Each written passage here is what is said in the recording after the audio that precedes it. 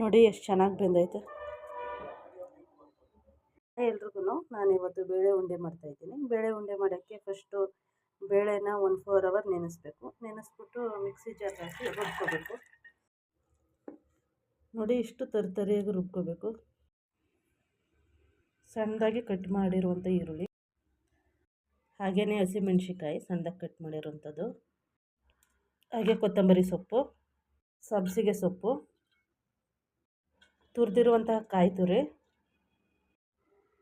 ರುಚಿಗೆ ತಕ್ಕಷ್ಟು ಉಪ್ಪು, ಹಾಗೆಯೇ ಸ್ವಲ್ಪ ಜೀರಿಗೆ ಎಲ್ಲನೂ ಚೆನ್ನಾಗಿ ಮಿಕ್ಸ್ ಮಾಡ್ಕೋಬೇಕು. ಯಾಕೋ ಇದು ಬೇಳೆ ಉಂಡೆ ಆಗಿಲ್ಲ ಅನಿಸುತ್ತೆ, ಸಬ್ಬಸಿಗೆ ಸೊಪ್ಪು ಜಾಸ್ತಿ ಆಗಿಬಿಟ್ಟೈತೆ. ನೋಡೋಣ ಹೆಂಗೆ ಬರುತ್ತೆ ಅಂತ ನೋಡೋಣ. ಈ ಥರ ಉಂಡೆ ಕಟ್ಕೋಬೇಕು.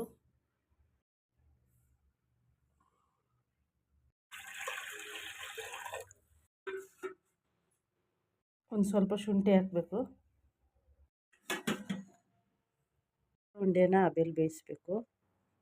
ನಾನು ಇದೇ ಫಸ್ಟ್ ಮಾಡ್ತಾ ಇರೋದು ಬೇಳೆ ಉಂಡೆನ. ಒಂದು ತೂತು ಪಾತ್ರೆ ಮಾಡಿಬಿಟ್ಟು ಅದ್ರ ಮೇಲೆ ಒಂದು ಪ್ಲೇಟ್ ಮಡಗಿ ನೀರಿನಂಶ ಎಲ್ಲ ಹೋಗಬೇಕು. ನೀರಿನಂಶ ಎಲ್ಲ ಹೋದ್ಮೇಲೆ ನೋಡಿ ಹೊಗೆ ಹೇಗೆ ಬರ್ತಾಯಿದೆ ಅಂತ. ನಂತರ ಬೇಳೆ ಉಂಡೆನೆಲ್ಲ ಇಲ್ಲಿ ಇಡಬೇಕು. ಹಬೆಯಲ್ಲಿ ಒಂದು 15 ನಿಮಿಷ ಬೇಯಿಸ್ಬೇಕು.